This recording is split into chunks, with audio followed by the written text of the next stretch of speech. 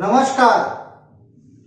आज हम लोग ज्योतिष के नियम के अंतर्गत अध्याय संख्या 3 में चर्चा करेंगे सूर्य और चंद्रमा को एक एक राशि तथा मंगल आदि ग्रहों को दो दो राशियों का स्वामित्व प्राप्त है। क्यों? जबकि ग्रहों में सूर्य और चंद्रमा को प्रधान स्थान प्राप्त है, इन सब के बावजूद सूर्य चंद्रमा को ही एक एक राशि तथा मंगल आदि ग्रह को दो दो राशियां की स्वामित्व प्राप्त है राशि चक्र में। ऐसा क्यों? इसे समझने के लिए आइए सबसे पहले हम लोग समझते हैं। हम लोग 9 ग्रहों की चर्चा करते हैं। 9 ग्रहों में हम लोग 5 ग्रह तथा 2 ग्रह, 7 ग्रह तथा 2 ग्रह को अलग से समझते हैं। 2 ग्रह अर्थात यह छाया ग्रह के रूप में राहु केतु को हम लोग अलग से समझते हैं तथा मुख्य रूप से हम लोग ज्योतिष में 7 ग्रह को अलग से समझते हैं। 7 ग्रह में भी हम लोग 2 ग्रह अर्थात सूर्य तथा चंद्रमा को हम लोग अलग से समझते हैं और बचे शेष 5 ग्रहों को हम लोग अलग से समझते हैं। तो यहां प्रश्न यह है कि सूर्य और चंद्रमा को एक एक राशि का स्वामित्व प्रदान है राशि चक्र में। ऐसा क्यों? इसे समझने के लिए हम लोग सबसे पहले इन बातों को समझ लेते हैं कि पहले की जो प्रणाली होती थी वह राजतंत्र की प्रणाली होती थी। राज्य के विधि व्यवस्था को जो चलाया जाता था वह राजतंत्र प्रणाली के अनुसार चलता था। तो हम लोग बेसिक एस्ट्रोलॉजी के अंतर्गत में 1 से लेकर 100 अध्याय के मध्य में हम लोग पढ़ चुके हैं कि राजतंत्र के आधार पर ग्रहों को किन किन की संख्या प्राप्त है। आइए इसे समझते हैं। सबसे पहले सूर्य को राजा की संज्ञा प्राप्त है, चंद्रमा को रानी की संज्ञा प्राप्त है राजतंत्र में, मंगल को राजतंत्र में सेनापति की संज्ञा प्राप्त है, बुध को राजतंत्र में युवराज की संज्ञा प्राप्त है,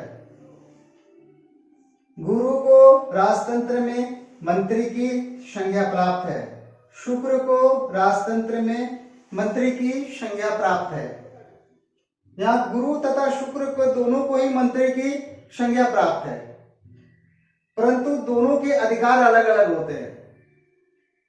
गुरु के अंतर्गत जो मंत्री होंगे जैसे गृह मंत्री हो गया, मानव संसाधन मंत्री, शिक्षा मंत्री, इस प्रकार के जो विभाग होंगे उसके जो मंत्री होंगे उनको गुरु के अंतर्गत हम लोग समझेंगे। और शुक्र को भी मंत्री की संज्ञा प्राप्त है, तो शुक्र के मंत्री के जो अंतर्गत आएंगे या राज्य के विस्तार के लिए जो मंत्री होते हैं वे इनके अंतर्गत आएंगे। जैसे विदेश मंत्री, परिवहन मंत्री, इस प्रकार वह शुक्र के अंतर्गत में आएंगे। शनि को जनता या सेवक की संज्ञा प्राप्त है। तो इस प्रकार राजतंत्र में हम लोगों ने देखा कि 7 ग्रहों को किन किन की संज्ञा प्राप्त है राजतंत्र की। तो यहाँ मुख्य रूप से हम लोग सूर्य और चंद्रमा के विषय में चर्चा करेंगे कि सूर्य चंद्रमा को क्यों एक एक ग्रह की संज्ञा, एक एक राशि क्षमा चाहते हैं, एक एक राशि का स्वामित्व क्यों प्राप्त है। सबसे पहले हम लोग यह समझते हैं कि राजतंत्र की प्रणाली किस प्रकार होती है। राजतंत्र की प्रणाली के अनुसार सबसे बड़ा राजा होता है। राजा के अंदर अर्थात उसके अधिकार में, राजा के अधिकार में आते हैं, राजा के बाद अधिकार आता है युवराज का, युवराज के अधिकार में आते हैं मंत्री गण, मंत्रीगण के अधिकार में आते हैं सेनापति, उसके बाद इसके अधिकार में आते हैं जनता, या इसे सेवक भी कहते हैं। यह राजतंत्र की प्रणाली होती है। तो किसी भी राज्य का जो प्रमुख होता है वह राजा होता है, और राजा के अनुपस्थित में जो भी डिसीजन वगैरह लेना होता हो उसका अधिकार फिर रानी को प्राप्त होता है राजतंत्र प्रणाली के अनुसार। तो यहां पर सूर्य को किसकी संज्ञा प्राप्त है? राजा की संज्ञा प्राप्त है। किसी भी राज्य का जो मुख्य होता है एक ही होता है, वह होता है राजा, और वह एक ही होता है, तथा रानी एक ही होती है। यही वो कारण है जिसके कारण राशि चक्र में सूर्य और चंद्रमा को एक एक राशि का संज्ञा प्राप्त है। सूर्य को सिंह राशि की संज्ञा प्राप्त है, या सिंह राशि का स्थान प्राप्त है। क्यों? क्योंकि सूर्य अपने पराक्रम से इस स्थान को प्राप्त करते हैं, तथा चंद्रमा उसके मित्र की राशि होने के कारण वह उसके सामने उस स्थान को प्राप्त करते हैं। ये कारण है जिसके कारण सूर्य और चंद्रमा को एक एक राशि का स्वामित्व प्राप्त है। इन सब के अलावे राशि चक्र में अन्य 5 ग्रहों को 2-2 राशियां प्राप्त है। अन्य 5 ग्रहों को 2-2 राशियां जो प्राप्त है उसे हम लोग राशि चक्र में इस प्रकार समझ सकते हैं। इन सब के अलावे सूर्य के अधीन 6 राशियां होती है, तथा चंद्रमा के अधीन 6 राशियां होती है। राशि चक्र में इसे हम किस प्रकार समझते हैं, आइए समझते हैं। सूर्य के अधीन में 6 राशियां, वे कौन कौन से होते हैं? सिंह राशि, कन्या राशि, तुला राशि, वृश्चिक राशि, धनु राशि तथा मकर राशि। और चंद्रमा के अधिकार में कौन कौन से राशि होते हैं? कर्क राशि, मिथुन राशि, वृष राशि, मेष राशि, मीन राशि तथा कुंभ राशि। ये चंद्रमा के अधिकार में होते हैं।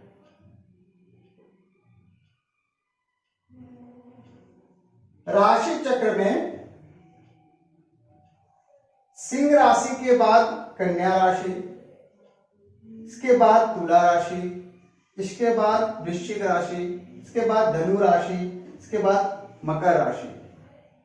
या इसे इस प्रकार समझे, सिंह राशि के बाद, सूर्य के बाद बुध की राशि, शुक्र की राशि, मंगल की राशि, गुरु की राशि तथा शनि की राशि का स्थान प्राप्त है, तथा कर्क राशि से पहले मिथुन राशि, वृष राशि, मेष राशि, मीन राशि तथा कुंभ राशि का स्थान प्राप्त है। ऐसा क्यों? राशि चक्र में क्यों इस तरह का व्यवस्था किया गया है कि सिंह के बाद कन्या ही होगा, सिंह के बाद तुला क्यों नहीं होगा? आइए इसे समझने का हम लोग प्रयास करते हैं। यहां पर हम लोग राजतंत्र के प्रणाली को समझेंगे, तो जिसमें हम लोग समझते हैं कि सबसे बड़ा राजा होता है, सबसे पहला राजा होता है। तो राजा यहां कौन हो गया? सिंह हो गया। इसके बाद राजा के बाद किसको अधिकार प्राप्त होता है? युवराज को, अर्थात राजा के पुत्र को युवराज कहा जाता है। राजा के बाद उसका जो राजपाट है वो पुत्र का अधिकार होता है। युवराज, यहां युवराज हम लोग बुध ग्रह को कहते हैं, क्योंकि राजतंत्र के आधार पर बुध को युवराज की संज्ञा प्राप्त है। और बुध की 2 राशियां होती है, एक होती है मिथुन राशि और एक होती है कन्या राशि। कन्या राशि सिंह राशि के बाद अर्थात सूर्य के अधिकार में आता है, या सिंह राशि के बाद कन्या राशि आता है, क्योंकि यहाँ युवराज का स्थान होता है। युवराज के बाद फिर मंत्री का स्थान होता है, उसके बाद देखिए शुक्र की राशि को स्थान प्राप्त हुआ है। तो शुक्र की दो राशि होती है, एक वृष राशि और एक तुला राशि। तो ये वृष राशि चंद्रमा के अधिकार में है तथा तुला राशि सिंह के सूर्य के अधिकार में है। इसलिए कन्या के बाद तुला राशि को स्थान दिया गया। तुला राशि के स्वामी कौन है? शुक्र है, मंत्री है। युवराज के बाद किसका स्थान है? मंत्री का। मंत्री के बाद फिर क्या है? सेना का। तो यह मंगल की राशि है। तो मंगल की दो राशि होती है, एक मेष राशि और एक वृश्चिक राशि। तो मेष राशि चंद्रमा के अधीन में है तथा वृश्चिक राशि सूर्य का अधीन दिया गया, और तुला के बाद इसीलिए वृश्चिक को रखा गया। इसके बाद गुरु की दो राशि है, धनु राशि और मीन राशि। मीन राशि चंद्रमा के अधिकार में है तथा धनु राशि सूर्य के अधिकार में है। इसके बाद फिर सेनापति के बाद फिर अधिकार आया जनता का। तो राजतंत्र में हम लोग जनता शनि को जनता का संज्ञा प्राप्त है। तो शनि की दो राशि है, एक है मकर राशि और दूसरी है कुंभ राशि। तो मकर राशि को सिंह अर्थात सूर्य के अंतर्गत अधिकार में दिया गया, और कुंभ राशि को चंद्रमा के अधिकार में दिया गया। यही वह कारण है जिसके कारण सिंह के बाद कन्या, कन्या के बाद तुला, तुला के बाद वृश्चिक राशि, वृश्चिक के बाद धनु और उसके बाद मकर राशि स्थित है। दूसरा, हमारे शास्त्रों की सुंदरता इतनी अच्छी और इतने अच्छे ऋषि मुनियों ने इतने अच्छे तरीके से इसे व्यवस्थित किया कि सूर्य को कन्या राशि, अर्थात कन्या राशि क्या हो गया? शम राशि। शम राशि अर्थात बुध की दो राशि होती है, एक होती है मिथुन राशि, दूसरी होती है कन्या राशि। तो मिथुन राशि विषम राशि होती है और कन्या राशि शम राशि होती है। तो बुध की दो राशियों को सूर्य और चंद्रमा को बराबर हिस्सों में बांट दिया गया। चंद्रमा को मिथुन राशि अर्थात पुरुष राशि भी कहते हैं हम लोग, विषम राशि को पुरुष राशि भी कहते हैं। तो चंद्रमा को पुरुष राशि प्राप्त हुआ एक, और सूर्य को स्त्री राशि दिया गया। इसके बाद शुक्र की दो राशि होती है। शुक्र की दो राशि, एक पुरुष राशि होती है जो तुला राशि होती है, और दूसरी स्त्री राशि होती है जो वृश्चिक राशि होती है। इसके बाद देखिए चंद्रमा को स्त्री राशि दिया गया शुक्र की, और सूर्य को पुरुष राशि दिया गया।